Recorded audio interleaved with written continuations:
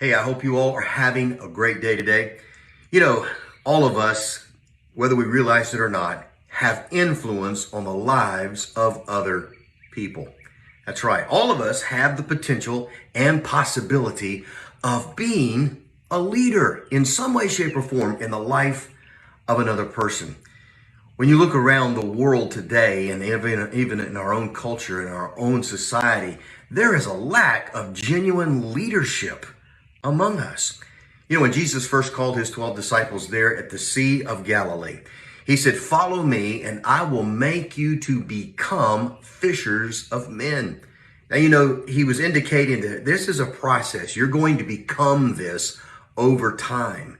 But I'm going to I'm going to build you into this. And every one of those guys, no matter what their gifts, talents, or abilities were, they were going to become influential men in the world. Our lives are still being impacted by their lives today. Now, they may not have seen themselves as being leaders, but every one of them ultimately were. And so are you. Somebody is going to be impacted, affected, transformed, and changed by your life, by your example, either in a positive way or in a negative way. You know, Alexander the Great once said, "I am not afraid of an army of lions led by a sheep, but I am afraid of an army of sheep led by a lion." Now, we have a lot of sheep today, but we don't find a lot of lions among us. There's not enough lions. And you need to realize that some of you are lions. In fact, if you are a child of God, you are a lion. You are a part of the family of the Lion of the tribe of Judah. The scripture says that the righteous are as bold as a lion. A lot of people ask the question, are leaders born or are they made? Well, certainly there's a lot of innate qualities sometimes within certain individuals that just kind of makes them naturally born leaders. But that seems to be more the exception than the rule. Dwight Eisenhower said this. He said, "The one quality that can be developed by studious reflection and practice is the leadership of men." It's the leadership of others, and it can be by studious reflection and practice. It's a quality that can be developed. Leadership can be learned. You can be a leader. Now, when you think about the qualities of leaders, there's some things that leaders automatically do. One of the things that leaders do is leaders set an example. That's right. They set an example for others to follow. Jesus being the greatest leader of all, Jesus was constantly setting an example for those men that he was training to follow. Peter talked about the fact that we follow in his steps. We follow the example that he has set before us. In every area, do as I do. Not just as I say, but you do as I do. It's always the great leaders who lead from the front and not from behind. George Patton is one of my favorite generals of all time when I look in the military and the men that were great leaders. And one of the qualities about Patton was he was always out in front of his men. He wasn't just telling them what to do. He was out there in front of them, leading them, setting the example before them.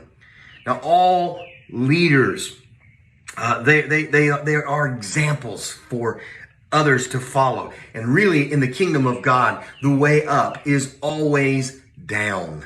You are a servant to other people. You are making the choice to serve. You serve those that you are leading. You take care of them, just like Jesus did. Jesus served his disciples, setting the example for them. You know, the night before he was crucified, he comes in and he takes off his outer garment and he sits down and kneels down and begins to wash their feet. And he's telling them, do what I'm doing. He was setting an example of humility and of service to them. And a great leader will serve others. Great leader is selfless. They are sacrificial for the greater good, for the greater end, for the ultimate goal. So a leader is someone who is going to set an example. And again, whether you realize it or not, every day you are setting an example for others to follow, either positively or negatively. Another thing about leaders is a leader is a thermostat for any situation. Everyone, whenever they get into battle especially, they are looking to the leader. How is the leader responding? What is the leader doing? What's the look in the leader's eyes? Do they see fear? Do they see confidence? Do they see boldness and courage? Or do they see anxiety and stress? They're looking to him or to her for guidance in the example that they are setting.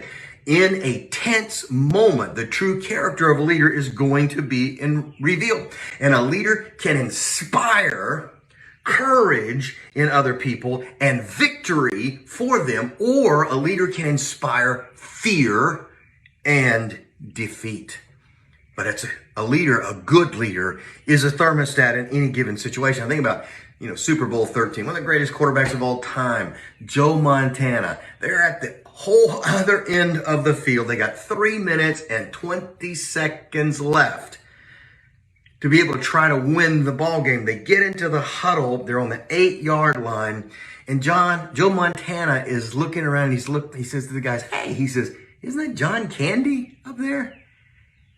Immediately, all of the guys in the huddle, they all said they settled down because they saw him, Joe Cool, in the midst of a situation with confidence. We're going to go down the field. We're going to win this ball game. He wasn't stressed out about the situation.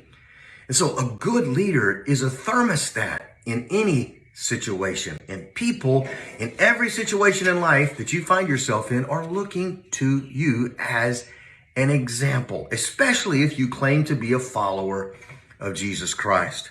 Another thing about leaders is a leader is a constant learner.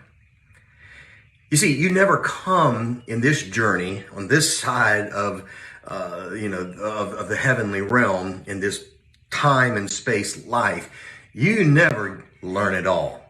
You never come to the end or get to a point where you can't learn something new, where you can't develop in your own life. Every great leader is constantly learning. You look at the leaders and people that have influence over others. They are constantly studying. They are constantly reading. They are looking at the lives of other people. They are finding ways. They are finding means to develop their life to become the very best person that they can be. And as a follower of Jesus Christ, you are constantly growing. You are constantly being changed and transformed.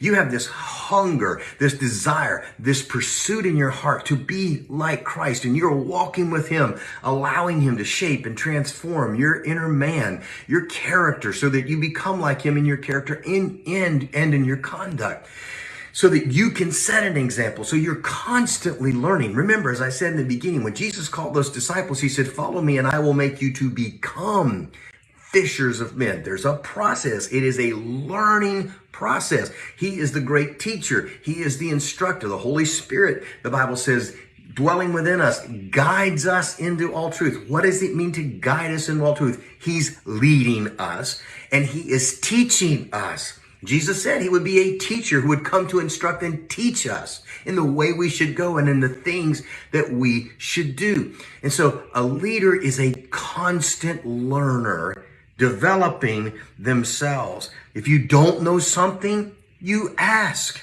you learn, you grow, you develop. You learn how to become a better follower of Jesus.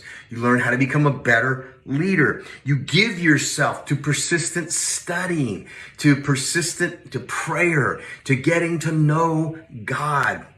You give yourself, as A.W. Tozer's book was once titled, to the pursuit of God. And again, when we talk about pursuing God, we're not talking about that he's way out there and you're having to try to find him someplace. We're talking about discovering the God, the Father of our Lord Jesus Christ, that you are in union with, discovering him in ever greater degrees in ever greater ways on a daily basis, that it's like a flower that's blossoming. It's just unfolding in ever greater degrees of beauty and glory and fragrance. And that you are, like Paul said, the Spirit of God has taken us by the hand and is plunging us into the depths of Jesus Christ, infinite depths, and he's taking us deeper and deeper and deeper and deeper. You're in him. You're there in him. He's not out there. You're just discovering greater depths of who God is and what God is